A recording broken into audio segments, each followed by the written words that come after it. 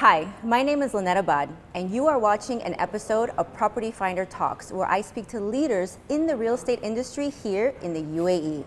Today, I'm joined with Angela Gegg, who is the Commercial Director for Provident Real Estate. Hi, Angela. Hi, Lynnette.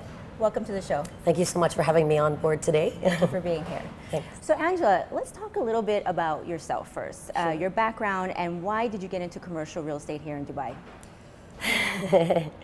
That's an interesting one. So my background initially was, I did a lot of public work. I was involved in the media back home.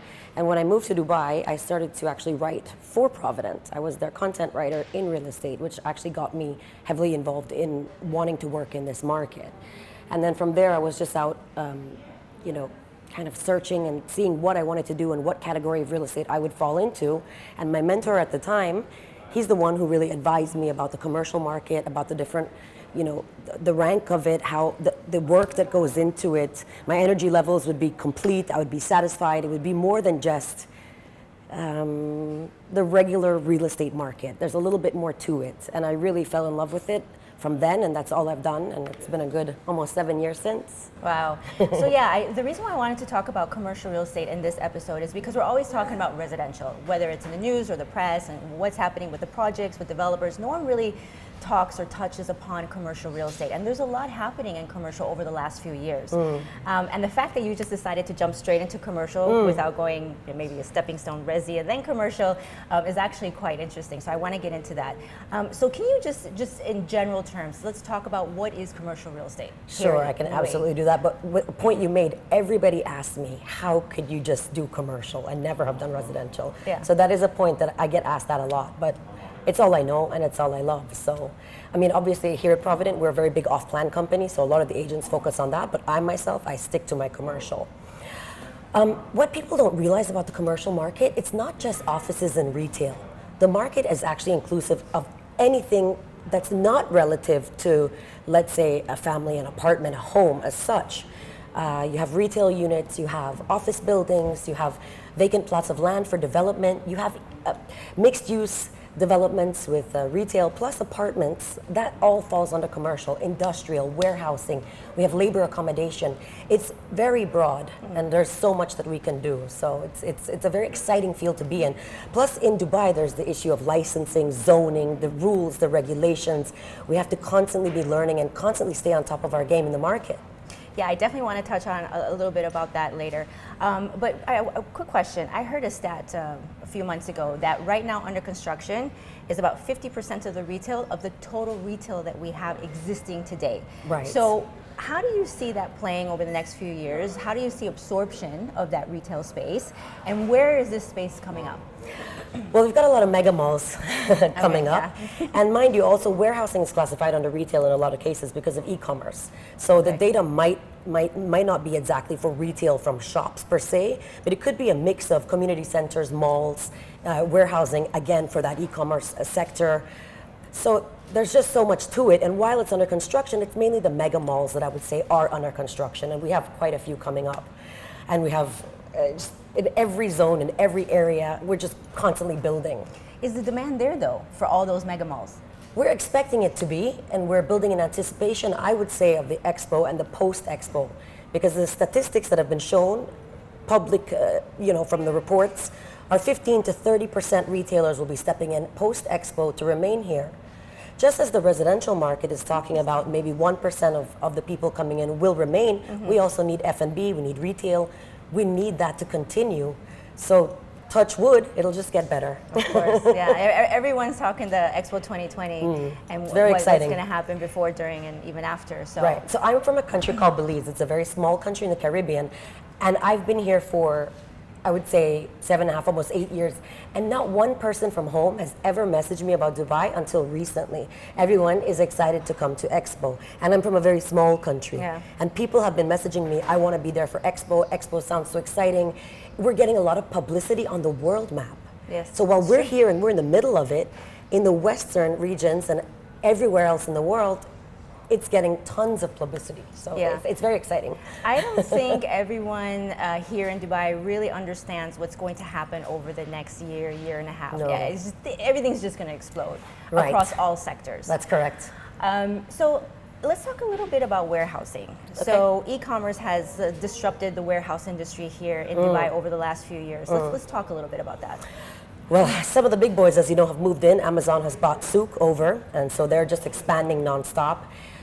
E-commerce in itself, just for shopping, you have clothing brands, you have everything you could possibly want to order online, electronics, you name it, it's there. And let's be real, we tend to be a bit lazy at times. I mean, even I myself am guilty of sitting on an app and ordering my groceries. I don't go to the supermarket anymore. It's the same. So we're all guilty of that. And what a luxury it is to have to just go on your phone, get on an app, and order whatever you need for your house, whether it be a washing machine, a fridge, clothing, you name it. It's there. I mean, anything you can think of, it's there. Art, anything. So are the warehouses currently existing to support the e-commerce infrastructure, or where are they building? I think it's a mix of both. So Al Quoz was a big area for warehouses and a lot going on there, but now we're finding people to be moving out more to the IP, to these areas, Ras Al Khor. These areas are starting to pick up momentum. Al Quoz will always be strong. In fact, in Al Quoz it's also changing because you have a lot of central kitchens happening there as well. So the trend with F&B and retail as well is not necessarily restaurants. You have all the food apps like Zomato, Deliveroo, all these apps, Uber Eats, you name it. So I find that they're really focused on the central of Dubai. And then the bigger guys who deal in shipping and what have you that take a few days to send out the products are located on the outskirts. This is just from my expertise in the field and from what I've seen and from what I've experienced. Interesting. So today, what would you say 2019, what has been the highest demand for commercial? Has it been retail, industrial? I think it's a mix of everything, to be honest. There's a lot of investors in the market, people looking to invest in buildings. I get a lot of requests for buildings. Hospitals are there, schools is always, people always want to invest in schools. Of course, warehousing in regards to leasing, without a doubt. But in regards to the sales, I would say it's more large-scale asset type of product. So once Expo 2020 was announced, what were the trends that you saw that is directly related to 2020?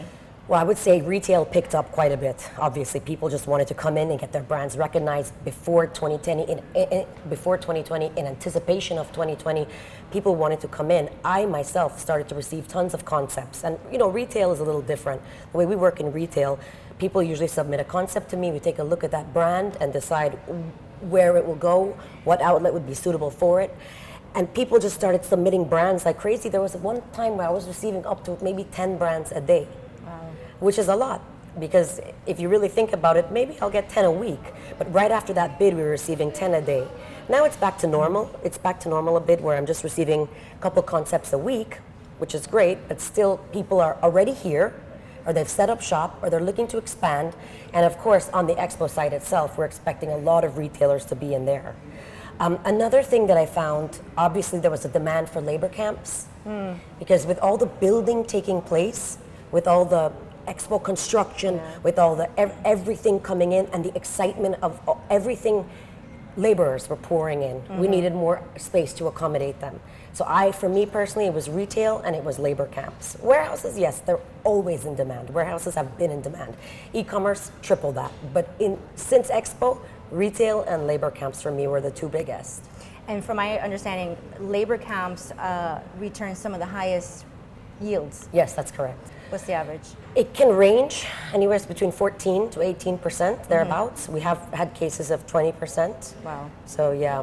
Let's talk a little bit about the hospitality sector. Sure. As we know, there's a lot of rooms being built right now. Just to prepare for 2020, the holiday home sector has completely exploded to accommodate the 25 million plus visitors that are expected to be here. So what are you seeing in the hospitality sector? Well, as you mentioned, rooms are just being built like there's no tomorrow. The turnover of rooms and hotels coming in, as well as you mentioned, the short-term renting has again exploded. You know, Emaar has recently released their own brand. That's on the wings of everything that's been happening. And aside from that, of course, comes the retail, again, F&B. Yeah.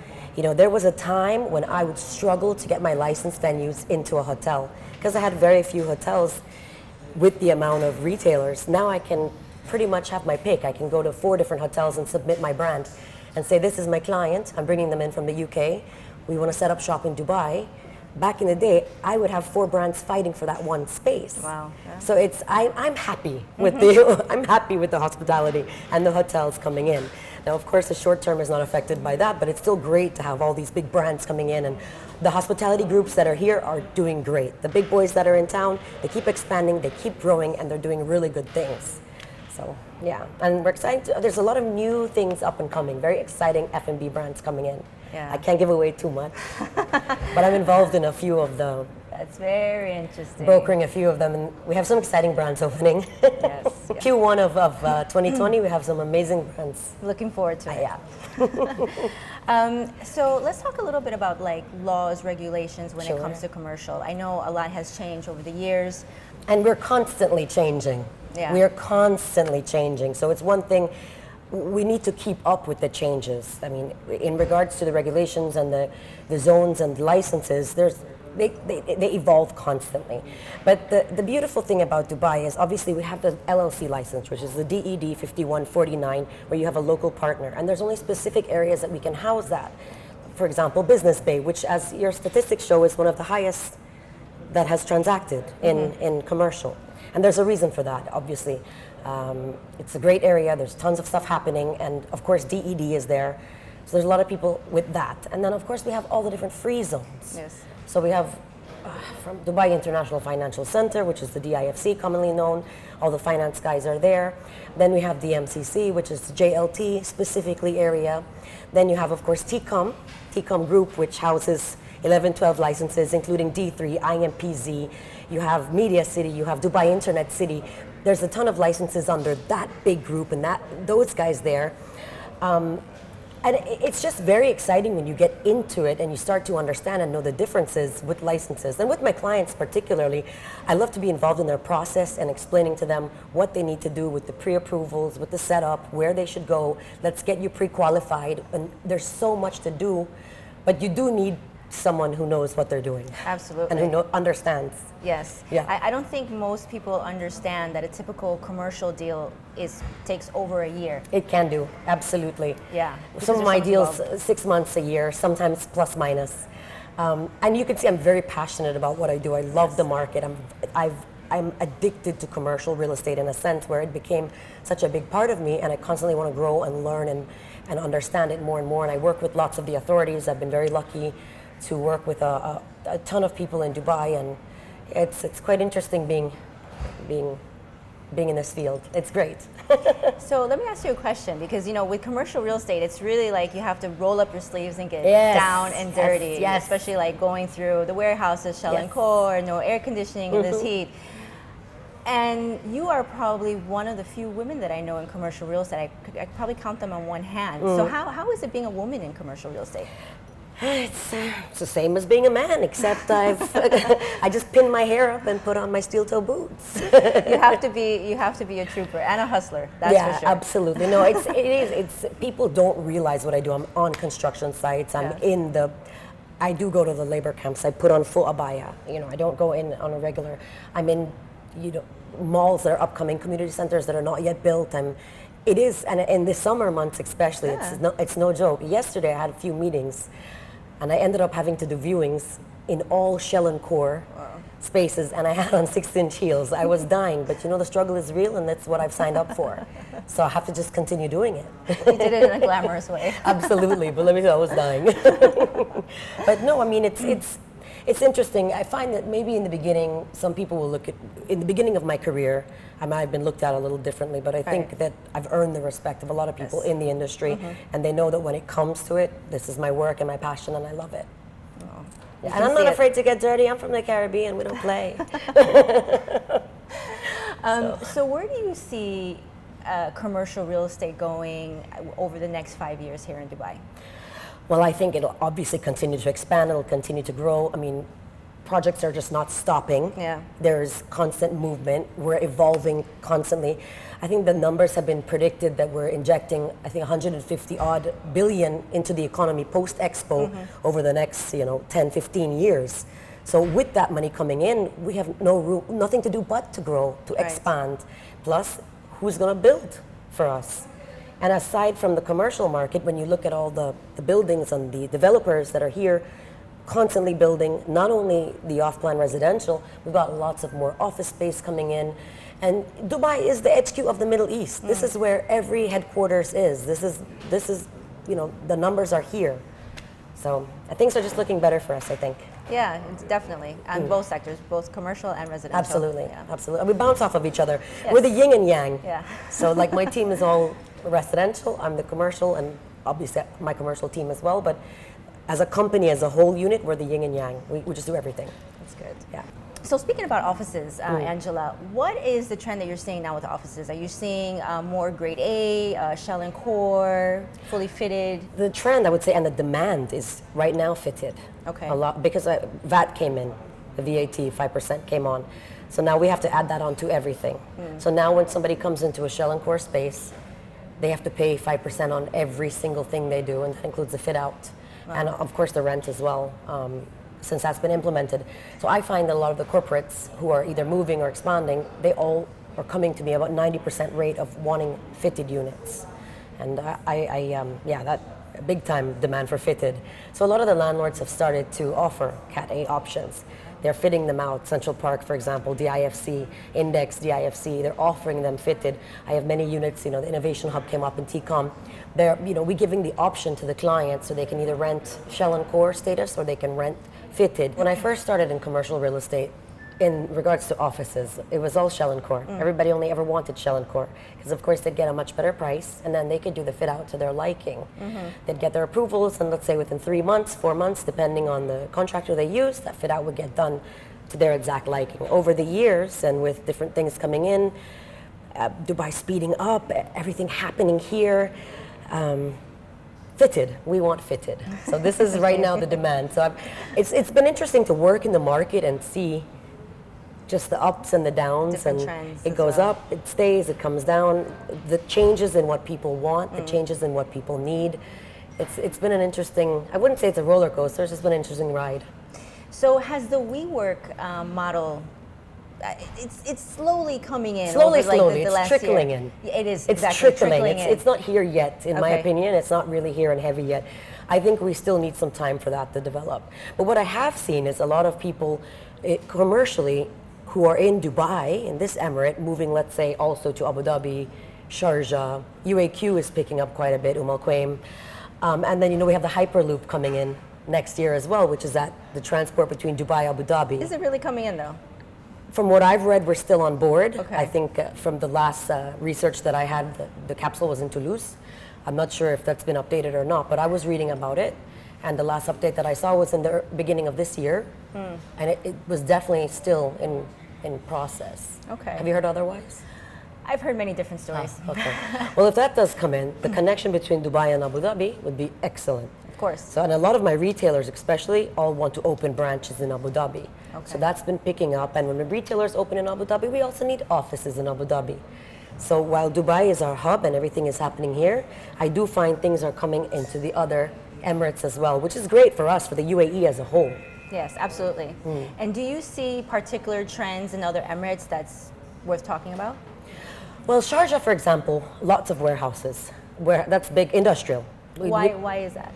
Close to Dubai, 45 minutes, easy Cheaper? access.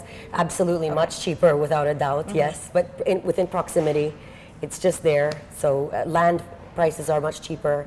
Yeah, definitely. Interesting. And what about like in Iraq or? Ras Al Khaimah, oh yes, absolutely. Tons of factories and whatnot. It's more of an industrial area as well. Okay. UAQ is again picking up. We have some beachfront communities coming along, which are really great. We have malls there coming up, community centers coming up. I'm not sure if you've been down to Ajman and UAQ lately. No. But it's starting to pick up. I'm working on a few developments down there as well. Interesting. So yeah, exciting stuff. So I think only great things are left to happen. Absolutely. Yeah. There's a lot of growth happening, not only in Dubai, but just all over the UAE. And that is very Absolutely. clear. Yeah. It's very clear. Okay, Angela. So I'm going to ask you the Property Finder Talk signature question. If you have unlimited resources, what would you do within the commercial real estate sector here in the UAE? Oh wow, that's a great question. Unlimited resources. Lynnette, there's so much that I could do if I had unlimited resources aside from my own investments. Let's say I would start to invest heavily in commercial assets. I would actually love to build and expand, be involved with building of malls, purchase community centers, be involved with schools, building schools, being able to offer lower tuition rates to people coming in, hospitals, healthcare for expats, and be able to give that back to Dubai and to all of us living here. It sounds like the dream to have unlimited resources and to just give back to everybody, but it would be such a great thing to be able to give back to everybody who comes here and works hard and lives here, and just give something to them. What you could realistically do is hospitals and schools and free healthcare and education and things like that. And then of course, I'd love to personally invest in assets, large assets. That's a very good answer. Thank you. Well, thank you for being on Property Finder Talks. Thank you so much for having me. Thank you for watching this episode of Property Finder Talks. Stay tuned for the next, where we explore the ins and outs of the real estate industry here in the UAE.